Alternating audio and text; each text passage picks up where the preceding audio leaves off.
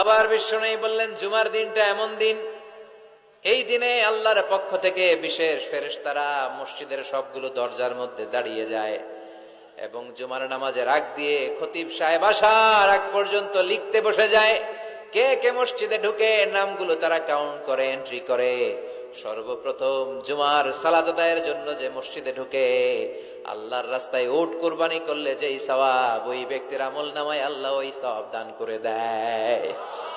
সর্বপ্রথম জুমার দিন যে মসজিদে ঢুকে ফালাহুল বুদনা, তার জন্য থাকে একটা উট কুরবানির সওয়াব। ওনার পরে যে ঢুকবে ফালাহু বাকারা, তার জন্য গরু কুরবানির সওয়াব।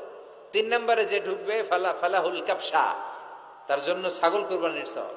4 নম্বরে যে ঢুকবে তার জন্য ফালাহু আদ-দাজাজা, মুরগি কুরবানির সওয়াব। 5 নম্বরে যে ঢুকবে তার জন্য আল বাইদা, ডিম কুরবানির সওয়াব। সুবহানাল্লাহ পড়ে। এরপরে ইমাম সাহেব যখন খুতবা দেওয়ার জন্য চলে আসে, ফেরেশতারাও বসে যায়, খুতবা শুনতে শুরু করে। সুবহানাল্লাহ পড়ে। তাহলে এই জুমার দিনের আলাদা সিগনিফিকেন্স আল্লাহর কাছে আছে না নাই? বেশি না কম? আলহামদুলিল্লাহ যে এই দিনটাকে আমরা ছুটির দিন হিসেবে পেয়েছি।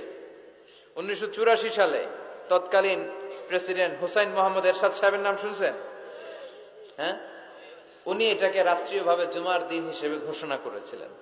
ওনার কল্যাণে আমরা এই দিনটাকে স্টিল নাও, এখনো পর্যন্ত এটাকে আমরা ছুটির দিন হিসেবে পেয়েছি। উনি ইসলামের জন্য অনেক কাজ করছেন, আবার স্বৈরাচারীও করছেন। তো ভালো খারাপ নিয়েই মানুষ, ঠিক কিনা? খারাপটার আমরা না বলি। আল্লাহ তোমার এই বান্দার এই ভালো কাজটাকে তুমি কবুল করো। পৃথিবীর অনেক মুসলিম দেশেও এই শুক্রবারকে, এই জুমাবারকে তারা ছুটির দিন রাখতে পারে নাই। ইভেন মালয়েশিয়া, ইসলামের জন্য তারা অনেক কাজ করে, কিন্তু তাদের সাপ্তাহিক ছুটির দিন হচ্ছে রবিবার। সানডেতে তারা উইকেন্ড পালন করে। এর কারণ অনেক খ্রিস্টান দেশের সাথে ওদের ফিনান্সিয়াল এন্ড কমার্শিয়াল ট্রানজাকশন হয়।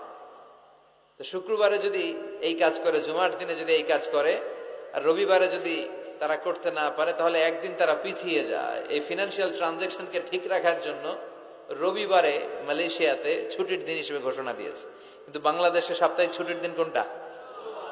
খুশি না বেজার? চিল্লায় পড়ে আলহামদুলিল্লাহ। এজন্য রব্বুল আলামিন বলেন, ইয়া